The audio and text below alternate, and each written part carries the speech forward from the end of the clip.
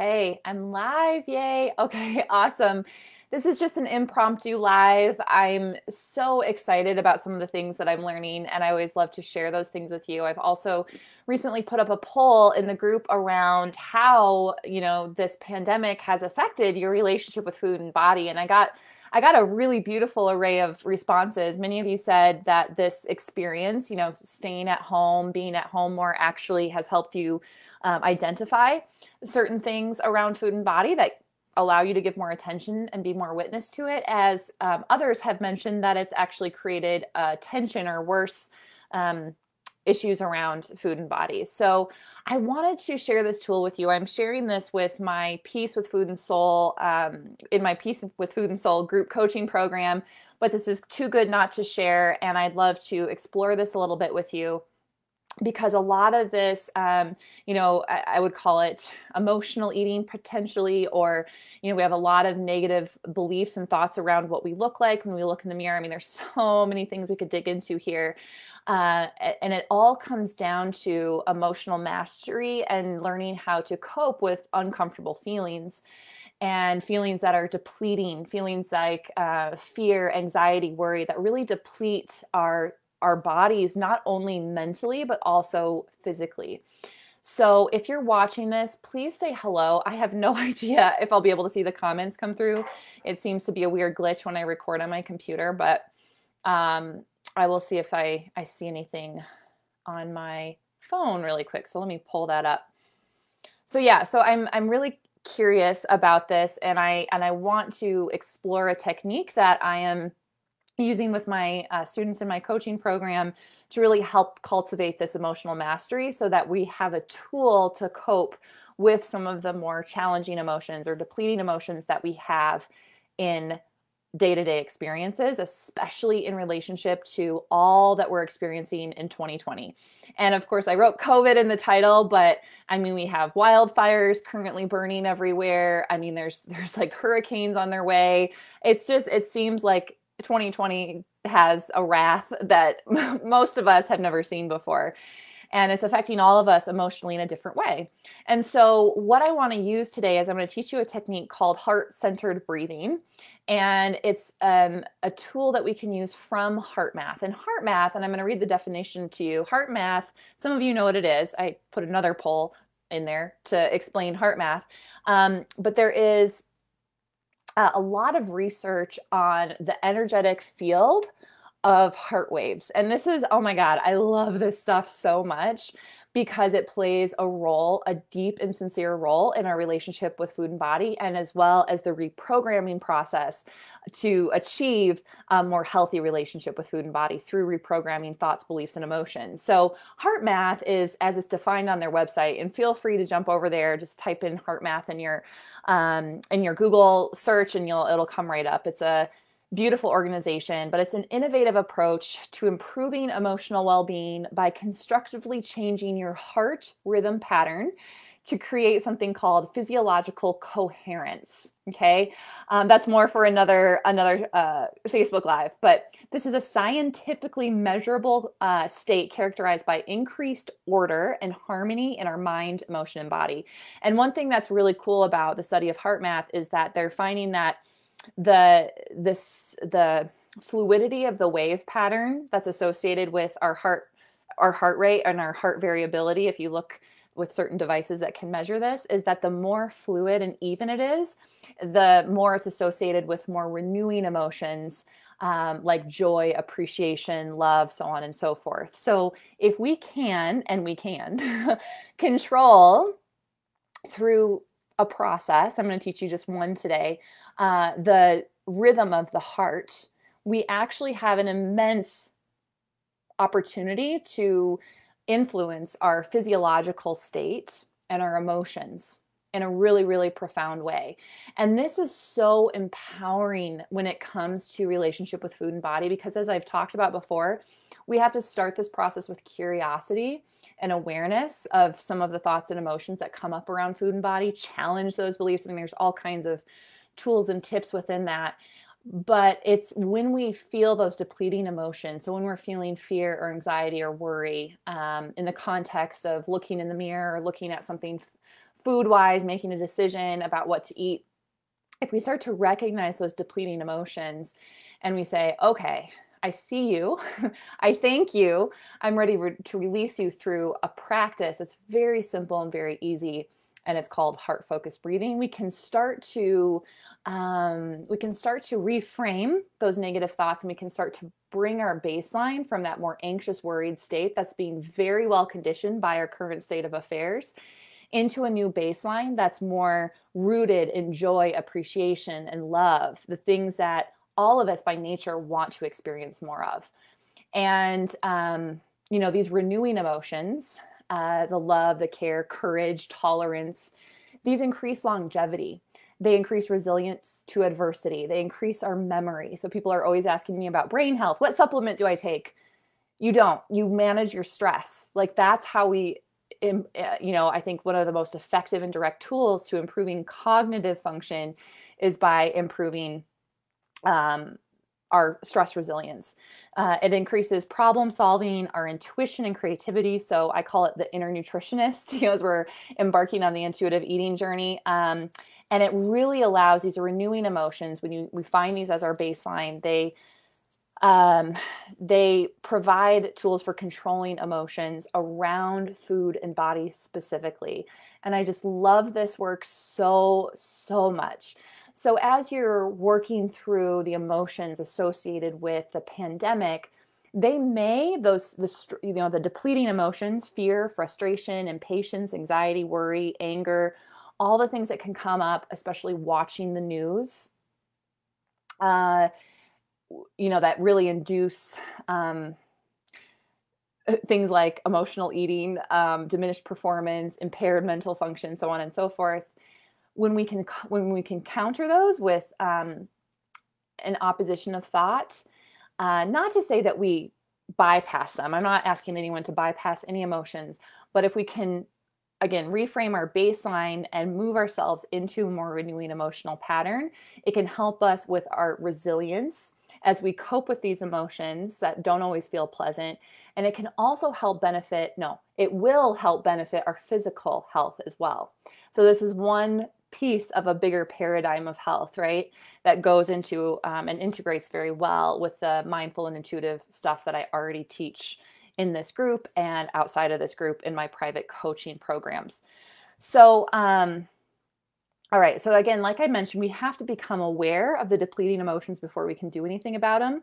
And sometimes we're depleted because we don't even know why, right? Like, it's like that you start the day and you maybe start your mindset in like, oh my God, today is going to be crazy. It's going to be chaos. And it's like every single thing that plays into that story across the day slowly depletes our energy. And we roll into bed at the end of the day and we're like, oh, holy crap, that was a day. Even though we were sitting at a desk the whole time, we weren't actively moving, it can still feel, and I know I've had this when I worked at the hospital, it just wasn't the right work for me. And it was so depleting to my energy level, not because I was physically laboring, but because the work was not renewing me. It was not supporting me. It was very depleting to my energy level. And it wasn't one patient or one situation. It was like the continuity of everything, like building into one. So I hope that if that resonates with you, I'd love to hear in the comments if that resonates with you too. But it's like all the little things, right? So we have to become aware that these little things can compound and then decide to plug those energy leaks so we can build resilience. And that's the whole idea behind heart math and this breath I'm going to teach you, I promise.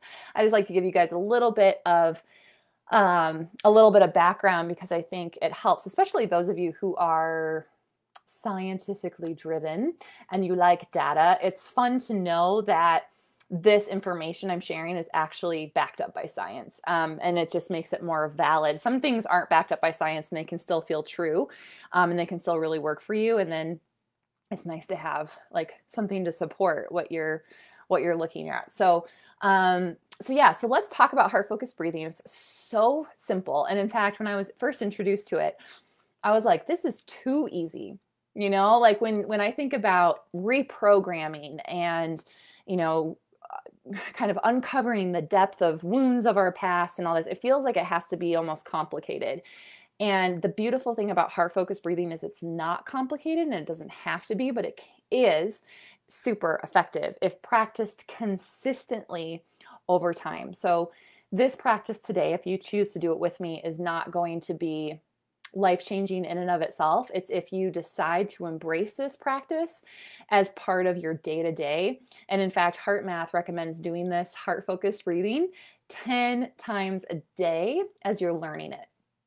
So we're actually going to start when we're learning to do it with our eyes closed. But this is actually, as you learn the process, you can actually do this with your eyes open in any situation. So I do this often when my 3-year-old is in middle of her tantrum.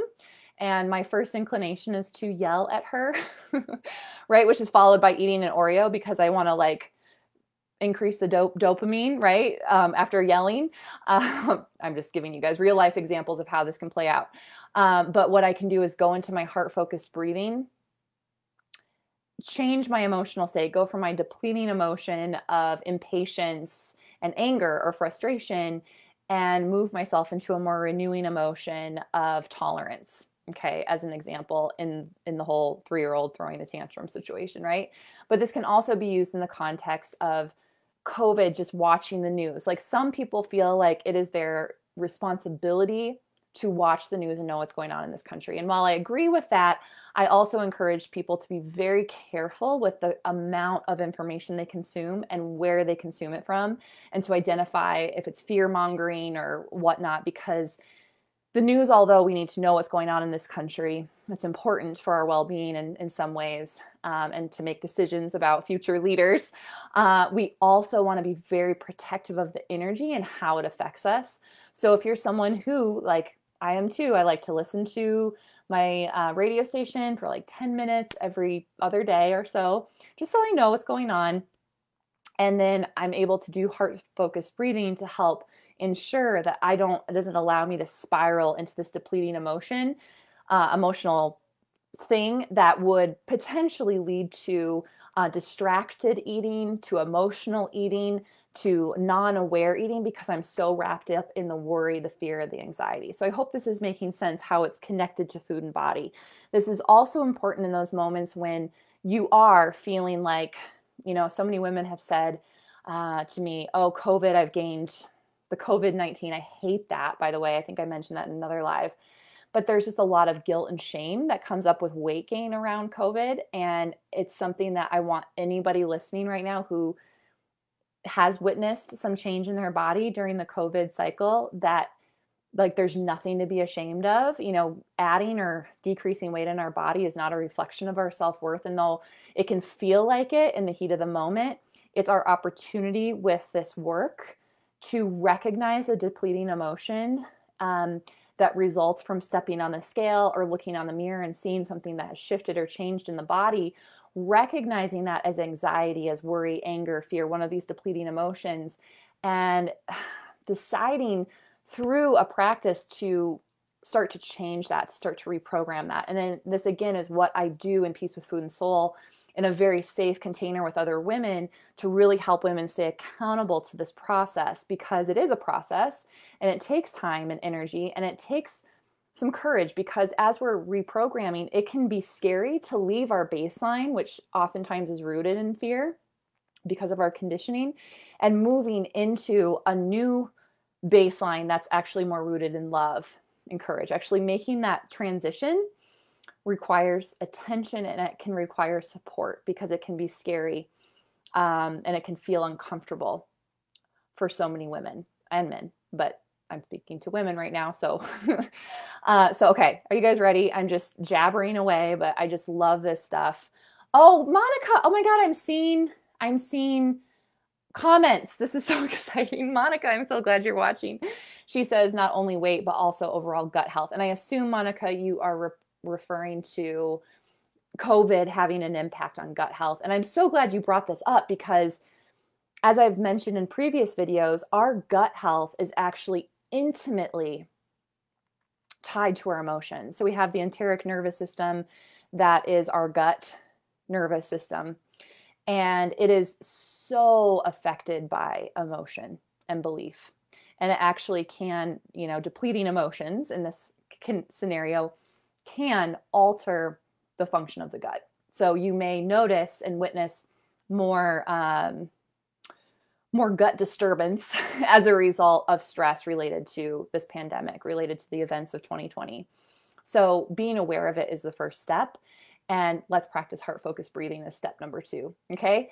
So we've become aware, we've got this depleted emotion, and we've decided, okay, I want to do something about this. I want to start I want to witness something new for myself. So I always ask people to place their hand on their heart just so they can feel the connection to their heart space, recognizing there is an energetic field around the space of the heart. And the way this works is step 1 is just to start. I'm actually going to read it directly from the Heart Math Institute, but I'm going to read it to you. We're going to focus our attention in the area of the heart. Imagine your breath is flowing in and out of your heart and chest area, breathing a little slower and deeper than usual. Find an easy rhythm that's comfortable. Okay, that's it. That's the prompting for you. I'm going to read it again so we can all do it together. And we're going to allow ourselves to breathe for about a minute. We don't always need much more than that. Of course, as you practice this, you can incrementally work up to 5 or 15 minutes of heart-focused breathing, and it can make profound changes in your physiology, in your digestion, in your overall mental health and well-being. And just to also say, okay, I'm not going to say anymore. Let's do it. Okay. So step 1, go ahead and close your eyes down just so you can really tune in. And I want you to focus the attention to the area of your heart. Imagine your breath is flowing in and out of your heart or chest area, breathing a little slower and deeper than usual. Find an easy rhythm that's comfortable.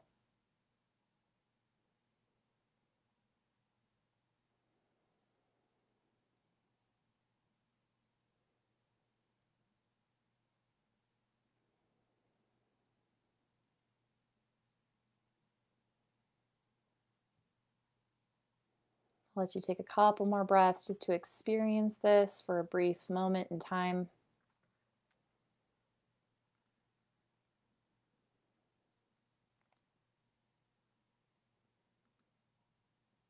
Okay, and one more breath. When you're ready, open your eyes and return to the space.